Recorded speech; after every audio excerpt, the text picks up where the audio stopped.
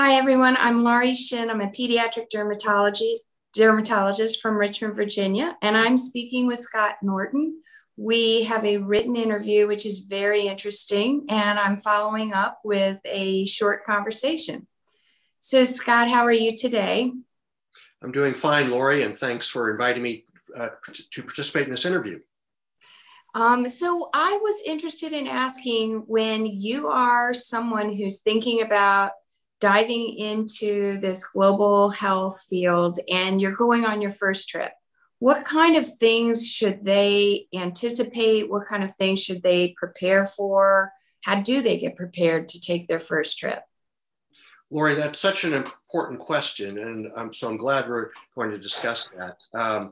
It does make me think of the interview that Neil Prose from Duke University conducted for the same series a few months ago, and he used the term empathic curiosity. And of course, it's those two elements, the empathy and the curiosity, that have to come together to be sort of the foundation for a person to venture on one of these particular trips. But it's a very different experience when you go on your first trip than for someone who may have gone on many trips. And let me just describe what it's like for the person on their first trip. I think everyone's going to have a little bit of anxiety or apprehension. Will I be able to do all the things that I want to do? Well, let's look at things in a practical sense, that you have to make sure that when you go on this first trip that many of your personal needs are taken care of. That's called the Maslow's hierarchy, where you have to make sure that you feel that you will be safe, that you have adequate lodging, adequate food, adequate transportation. And for that reason, I recommend on one's first trip to always participate with an organization that is quite experienced in these endeavors. The American Academy of Dermatology has partnered with health volunteers overseas, and they will send people only to institutions and facilities that have been completely vetted for those basic needs. So essentially, if you go with HVO, you can feel that you will arrive there and you will not have to spend your energy just trying to make sure that you are safe and secure and have adequate supplies and provisions. They will take care of that. And that way you can focus more on some of the higher goals of your trip, such as taking care of the patients. I do think that one needs another foundational attitude, we'll say, and that is a sense of imperturbability. That William Osler has an essay that he calls equanimity or equanimitas.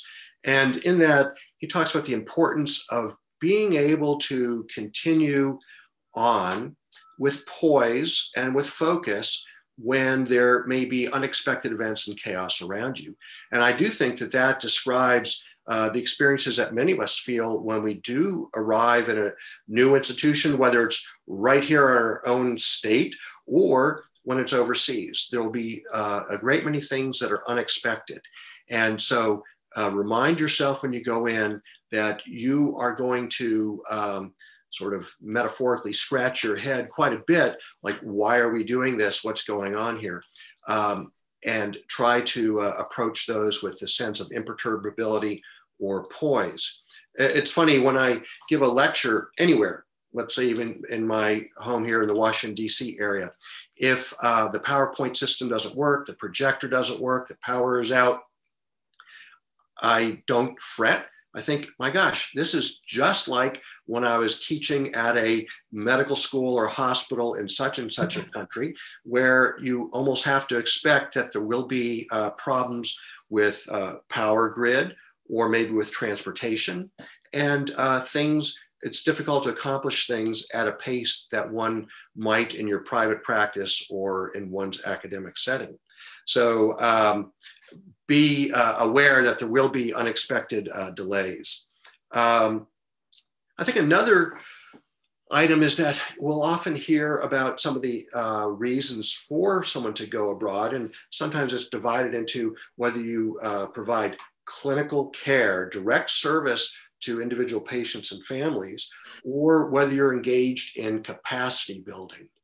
And many organizations particularly those that receive federal funds, want to work on the capacity building issue, which means to build up the sort of infrastructure of the medical system there.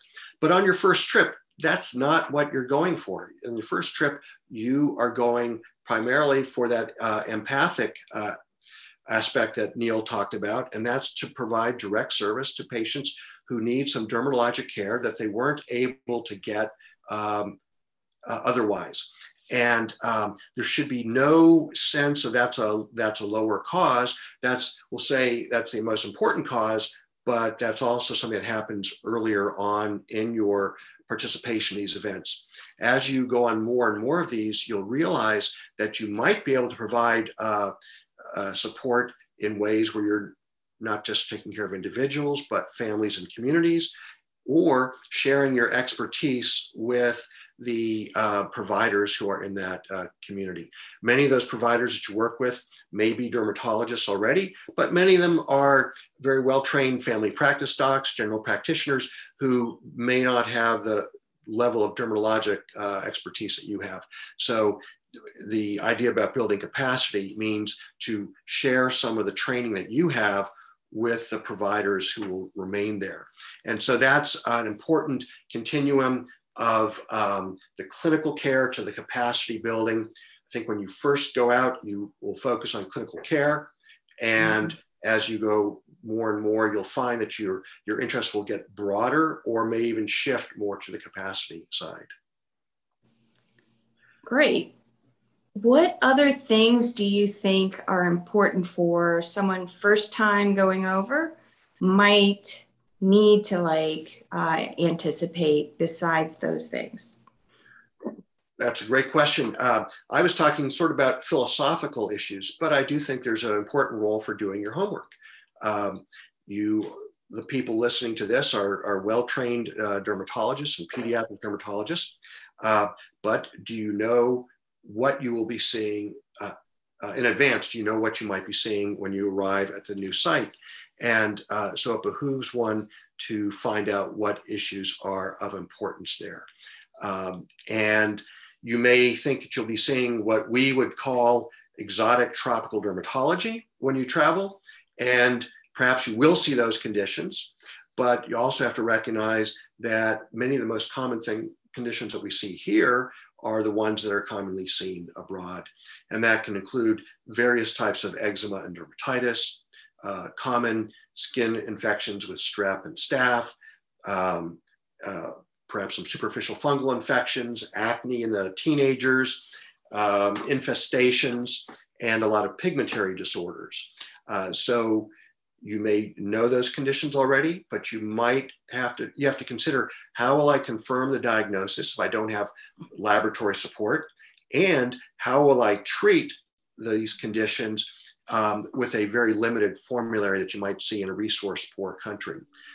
So there are ways to find out what the scope of disease is, and there are ways to find out the therapeutic options that are available in the country where you're going. What are those resources, do you think? Like, let's say you were going to a country in Africa. I did that myself, and I was kind of caught off guard because I could diagnose tinea capitis, but there was no treatment for it. So what resources do you think somebody should look for ahead of time, or are there any in particular? So if you're going with an organization that has sent dermatologists before, obviously go ahead and give those people a call, or maybe that organization will maintain a log of these after action memoirs, and people can describe things. One can also go to do a PubMed search for that country and for skin disease.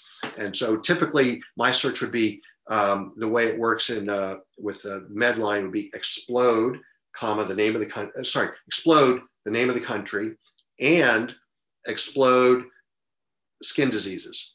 And and then you can stratify it by review articles and recent articles. That's a good way to do things as well. But as far as the therapies that are available, the World Health Organization and the United Nations have asked every country to prepare what's known as an essential drug list. And that's a list of all the medications and therapeutics that are licensed to be available in that particular country.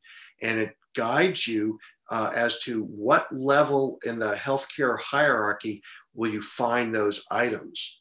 So if we're talking about intravenous antifungal medication, well, there may be one product available, and it may be available only at national level teaching hospitals. And then if you're talking about oral medications, griseofulvin or terbinafine, those may be approved and available at a much lower level, and let's say require prescriptions. But there may be other agents such as Whitfield's solution or Whitfield's ointment that are available at the very lowest level in the healthcare hierarchy, and these don't require prescriptions. So that's called an essential drug list, or EDL, and I would Google that for the country. And I might also just put in Peace Corps and the name of the country, because you'll find on a lot of the Peace Corps blogs, there are manuals and documents that have been vetted by the Peace Corps volunteers in those countries. Oh, that's really helpful. Well, Scott, is there anything else that you want to share with us? Well, yes. We talked about global health, and I think that initially one always thinks about global health as when we might travel to an area where dermatologic resources are in short supply. But my goodness, we all can just look around our own communities and realize that there are parts of our own communities where dermatologic expertise is necessary. And Laurie, you're calling from Richmond. I know that Richmond is going to be receiving many of the Afghan refugees. Yeah. And I read today that 5,000 will be arriving today in Richmond. And this operation is being done with such haste that some of the issues that we might regard as more of a minor medical issue have not had a chance to be addressed. It's not that anyone's ignoring them. We know that those issues need to be tackled, but there's so much of other things that are going on, transportation and safety. So in your community and in dozens of communities around the country, we will find that refugees will be arriving. And I hope that individuals will work with their county health organizations and their county and state dermatologic societies to see if there's ways that we can practice global health right from our own homes. As I always say, anyone who lives in a rural developing nation has skin disease. So if you're getting 5,000 refugees from Afghanistan in your community this week, you've got 5,000 people who have skin disease. Right. That's a great point. Thank you so much. It has been such a pleasure interviewing you, both for this video and the written part. And if anybody has questions, do you have any way that somebody can shoot you a question or, interact with you? I do. I'll give you my email address, Scott A. Norton, SCOTTANORTON, no dots, @gmail.com.